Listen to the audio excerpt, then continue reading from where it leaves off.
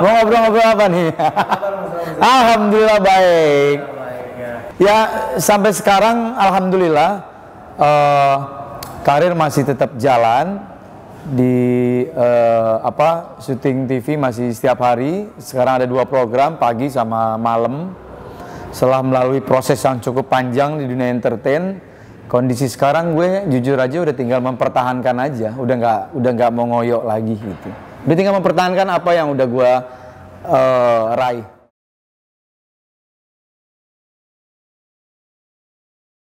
Kalau dibilang level tertinggi, gue dari dulu tipe orang yang tidak mau pernah berada di puncak banget. Bahaya menurut gue.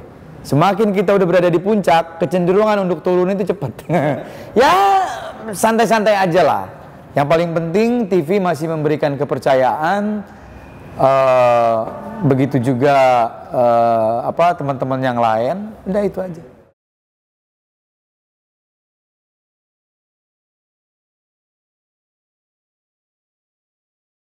Oke, gini, gue lahir dalam kondisi yang persaingan waktu itu cukup ketat di awal tahun 2000-an, ya. Apa yang gue maksud persaingan cukup ketat? Ketika waktu itu untuk menjadi seorang public figure, untuk menjadi seorang artis, pemain sinetron, itu butuh seleksi yang cukup ketat.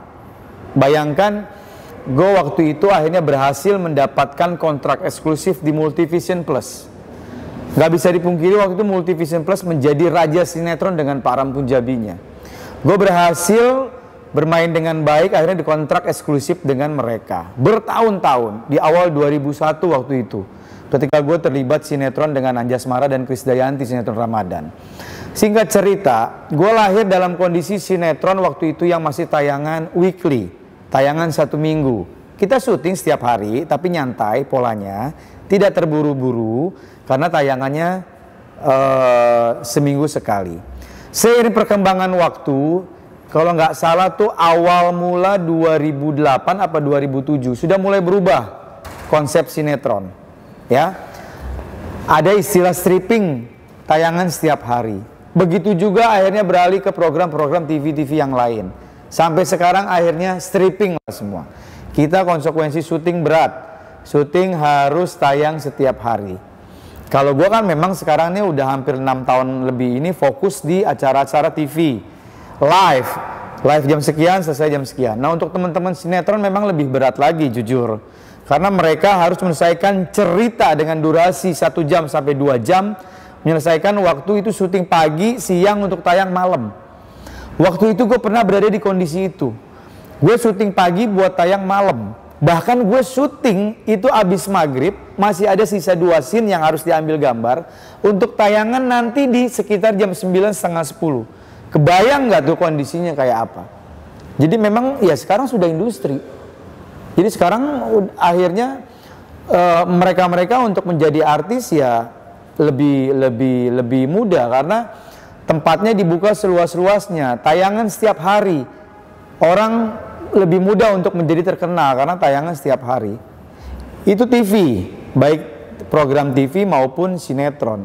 Nah semakin kesini semakin luas lagi. Label artis ini semakin mudah didapat. Lu belum banyak karya, belum punya prestasi, baru main sinetron istilahnya scene 2 scene, terus aktif di sosial media, di Instagram, sekarang sudah bisa disebut artis. Kalau mereka masih bisa mempertahankan profesi dia sebagai artis, istilahnya gini, kalau lo bener, syuting yang bener, nggak macem-macem, mungkin bisa membanggakan. Nah semakin kesini resikonya semakin besar, mohon maaf banget. Akhirnya banyak yang salah jalan. Nggak sedikit yang akhirnya ketangkep karena narkoba. Ujung-ujungnya artis. Gue jujur ya, semakin kesini kan banyak teman-teman artis yang akhirnya ketangkep karena penyalahan penyalahgunakan narkoba. Gue bingung, ini orang siapa nih, main di mana gitu ya. Ya seperti itulah.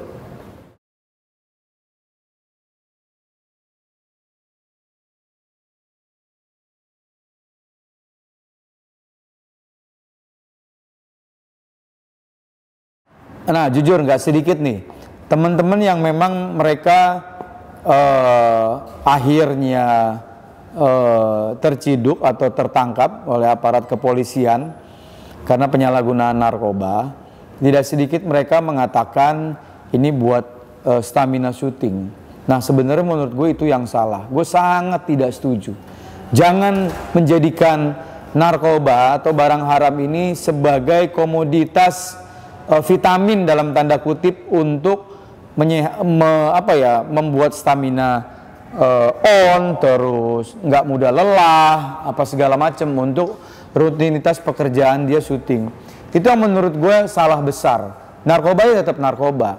Kalau memang kita pengen hidup sehat, kita syuting lancar, kita berlomba-lomba membuat prestasi, ya harusnya tidak menggunakan narkoba itu, apalagi menjadikan alasan narkoba itu menjadi seperti kayak doping untuk bisa syuting.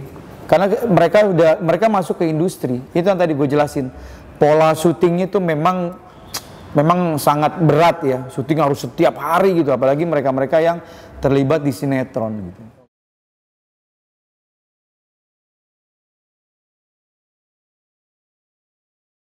Gue pernah ngejalanin semuanya. Yang tadi gue cerita, gue besar pada masa waktu itu sinetron tayangan weekly seminggu sekali. Terus gue masuk ke pola stripping. Gue tayang syuting stripping.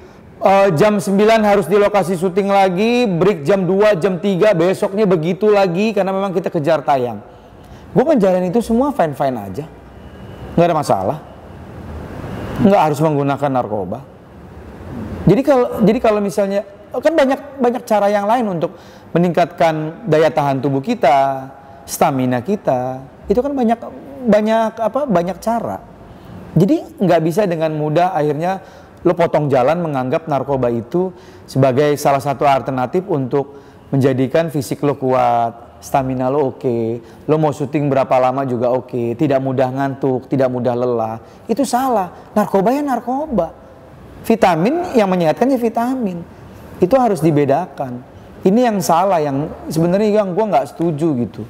Kalau lo berani ngambil resiko untuk menjadi public figure, entah itu main sinetron, film, acara-acara TV yang live, lo harus fair.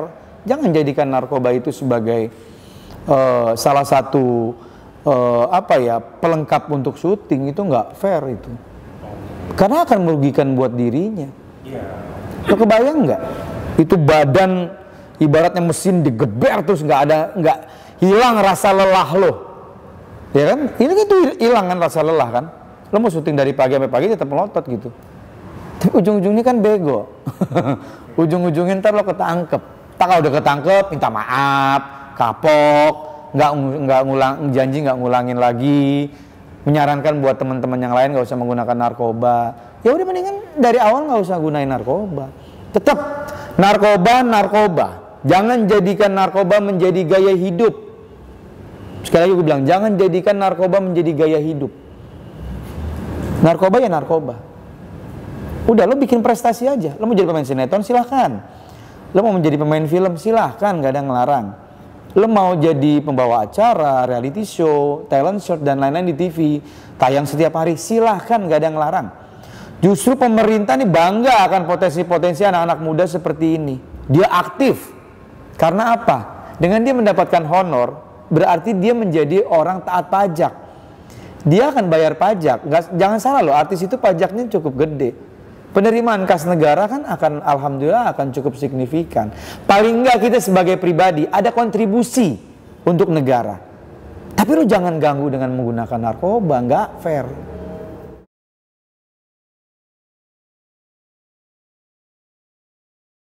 Ya nggak bisa. Sekarang gini deh, mungkin kalau ada yang nonton mereka masih menggunakan narkoba. Alah lo bawel lo Ji, so tau lo kan nggak ngerasain. Gue udah pada tahap butuh nih, ya kan? Pasti kan orang beranggapan seperti itu. sudah menjadikan narkoba itu menjadikan kebutuhan. Ya kita nggak munafik juga lah ya. Kita nggak membuka mata juga. Bukan hanya public figure. Semua elemen masyarakat, semua profesi sudah akhirnya terlibat penyalahgunaan narkoba. Bukan institusinya yang salah, tapi balik lagi ke mereka pribadi, balik lagi ke pribadi masing-masing, baik artis, pejabat negara, anggota dewan, baik DPRD maupun DPR pusat, ya. Nggak menutup kemungkinan juga nggak sedikit pihak kepolisian, bisa jadi juga anggota BNN. Nggak, ini memang udah membahayakan sekali. Karena gue public figure, gue berhak berbicara seperti ini. Apalagi, alhamdulillah gue udah makan asam garam di dunia entertain, udah hampir 20 tahun lebih. Jadi nggak fair kalau menjadikan narkoba itu sebagai salah satu pelengkap untuk kalangan artis yang masih aktif. Gue lanjutin, mungkin tadi ada banyak yang bilang, lo so tau aja lo nggak ngerasain. Lah, pada saat lo mau menggunakan untuk pertama kalinya, lo kan punya akal sehat. Kita kan Allah ini menciptakan kita sama hewan, itu kan sama-sama ciptaan Allah. Hewan dikasih kaki, tangan, mulut untuk makan apa segala macam. Yang membedakan kita sama hewan itu otak. Allah juga menitipkan otak kepada hewan. Kita juga diberikan otak. Yang membedakan kita sama hewan itu akal. Kita diberikan akalnya oleh Allah sebagai manusia. Hewan tidak diberikan akal untuk seperti itu. Walaupun instingnya hewan ada, tapi kan kita ini diberikan kesempurnaan oleh Allah nih, oleh Maha Pencipta diberikan akal. Maksudnya apa sih? Ketika lo ingin menggunakan untuk pertama kalinya, akal lo harus bermain. Apalagi gue sangat sedih ketika teman-teman yang akhirnya ketangkap narkoba, notabene dia kepala rumah tangga. Dia kepala rumah tangga, dia punya anak, image-nya keluarga baik-baik, keluarga harmonis. Enggak sedikit juga mereka yang ketangkep sebagai ibu, lo punya anak, lo punya suami. Ketika lo mau menggunakan pertama kali, kan lo tahu lo bukan orang bodoh. Narkoba itu kan memang, ya sekarang akhirnya mereka berbilang, lo kebanyakan ngomong aja, lo sok tahu. Gue udah butuh nih. Akhirnya narkoba kan memang penyakitnya begitu. Lo pakai sekali, 2 kali, 3 kali, udah jadi habit. Susah deh ntar akhirnya ngilanginnya. Nah makanya gue mau bilang nih, untuk pertama kalinya lo mau pakai, lo harus mikir, kesian bini gue, kesian anak gue, aduh karir gue gimana, gitu kan? Taruhlah nggak ketangkep, istilahnya selamat terus, tapi paling kan orang sekitar tahu lo menggunakan narkoba, bagaimana dong? Makanya tadi gue bilang, yang membedakan kita sama hewan, Allah menitipkan akal sama kita. Gunakan akal itu. Terkesan naif, terkesan sombong apa mulut gue, tapi gue faktanya punya berpikiran seperti itu. Ayo dong, kita harus fair. Ini udah membahayakan. Narkoba itu sudah pada tahap membahayakan. BNN bekerja keras. Sekali lagi BNN, pihak kepolisian bekerja keras supaya anak-anak bangsa ini nggak terjerumus sama narkoba. Polisi dan BNN mempunyai tugas porsi masing-masing. BNN mempunyai tugas yang cukup berat untuk gimana caranya bandar-bandarnya ketangkep. Gimana caranya, ini kan sumbernya kan dari bandar. Ini ada yang jualan, kalau nggak ada yang jualan lo mau beli di mana? Lo mau makan mie instan, nggak ada yang jualan lo mau beli di mana? Nggak ada nasi lagi, nggak ada mie instan. Nah ini kan BNN mempunyai tugas berat, gimana caranya bandar-bandar tertangkap. Gimana cara bandar-bandar jangan sampai memasarkan produk-produk narkobanya. Pihak kepolisian ya konsekuensi, ya tugasnya kalau ada yang ketangkap, kalau ada barang bukti, cek urin positif, ya mau nggak mau lo kena sanksi hukum gitu. Jadi balik lagi gue ke akal. Ketika lo mau menggunakan untuk pertama kalinya, manfaatkan akal lo yang Tuhan berikan untuk lo. Apa nih dampaknya? Kan nggak mungkin kita sebagai manusia menganggap, nggak tahu ternyata narkoba nggak boleh ya. Gue nggak tahu ternyata narkoba efeknya kayak gini ya. Kan nggak ada. Lo tanya anak umur 5 tahun sekarang juga udah tahu bahaya narkoba kayak apa. Sosialisasi udah di mana-mana. Jadi kita harus fair lah, nggak usah munafik lah. Kita udah sama-sama tahu, narkoba itu memang membahayakan. Buat diri lo, buat karir lo, buat keluarga lo. Gue nggak bisa dipungkirin, keluarga besar gue ada yang satu, narkoba. Ujung-ujungnya mati. Emaknya udah sakit-sakitan, apa aja dijual. Kalau bisa genteng rumah dijual. Perabotan semua habis, jual-jualin buat beli narkoba. Makanya begitu. Ayo dong, fair dong. Apalagi kondisi pandemi kayak begini, ekonomi lagi sulit. Lu mau belangsak, udah ekonomi sulit, pandemi masih menggunakan narkoba. Gimana urusannya? Gue bingung.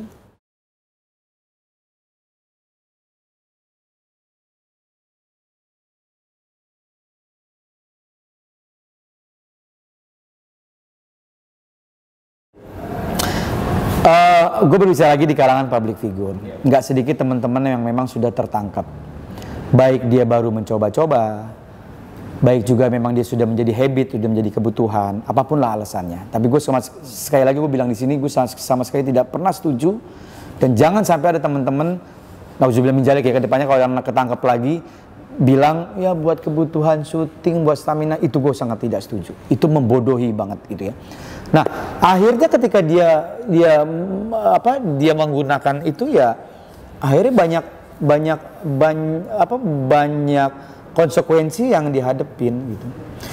Setahu gue gini, jangan nunggu ditangkap dulu deh, gitu ya. Kalau nggak salah, itu gue pernah diskusi beberapa waktu yang lalu, sudah cukup lama.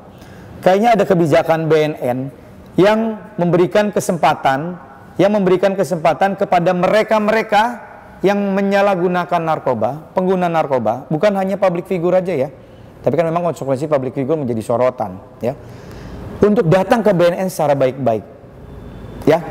Contoh, misalnya gue narkoba, gue udah pada tahap akut lah istilahnya ya, apapun profesi gue ya, gue datang baik-baik ke BNN ya, ketemu misalnya sama si Fulan, Pak tolong saya pengguna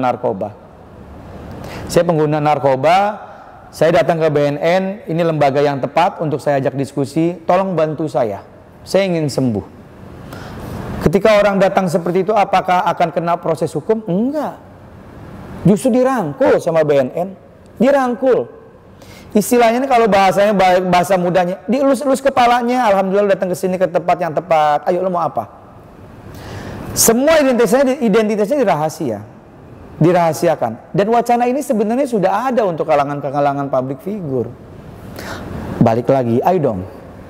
Kalau memang lo mau sembuh, lo pengen, memang dahsyat ya, tekanan untuk menggunakan narkoba kan, baik dari lingkungan, wah bandar tuh masif mengerahkan semua kekuatannya untuk lo tetap menggunakan narkoba, karena ujung-ujungnya kan dia dapat duit kan.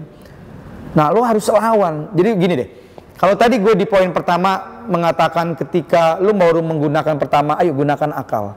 Lu bukan orang bodoh yang lu tidak tahu narkoba itu bahaya. Tapi ketika akhirnya lu sudah menggunakan narkoba dan akhirnya sebenarnya berkecamuk dalam diri lo, gue pengen nih, tapi gue sulit nih. Gue kepengen ninggalin, tapi gue udah sulit gitu ya. Gue udah menjadi habit, udah menjadi kebiasaan nih, udah ketergantungan. Datang baik-baik ke BNN. Ini gue bicara kalangan public figure ya, karena memang profesi gue. Datang. Identitas dirahasiakan, lo masih bisa beraktivitas. Nanti kan direhab, diobatin. Ini kan sakit nih, dia lagi sakit nih. Diobatin, gimana caranya.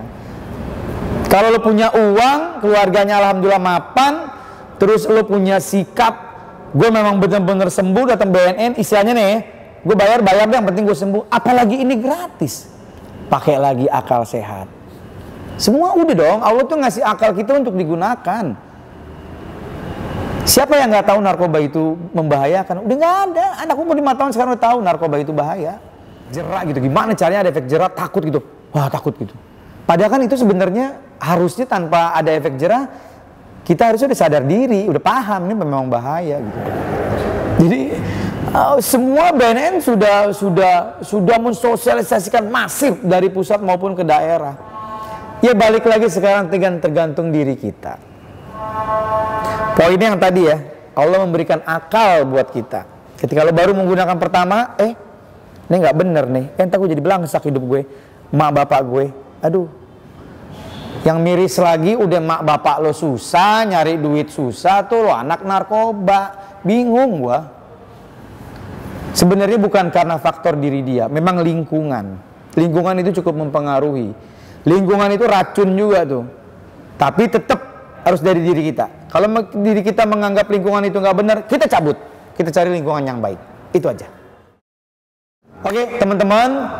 Makasih, saya udah dikasih kesempatan untuk ngobrol-ngobrol, bagi pengalaman. Kenapa sih gue bisa berbicara seperti ini? Alhamdulillah, gue tidak ada track record mengenai narkoba. Jadi gue bebas menyampaikan apa aja. Buat teman-teman yang lain, yuk bismillah. Kalau yang masih menggunakan narkoba, ayo. Semua tergantung diri kalian. Kesian orang tua, kesian suami, kesian istri, kesian anak, kesian semuanya. Kalau mau datang ke BNN, secara baik-baik, gratis. Minta di edukasi dan minta untuk direhab. Terima kasih. Wassalamualaikum warahmatullahi wabarakatuh. Udah azan, waktunya sholat. Curhat sama Allah biar dijauhi dari segala macam bahaya narkoba.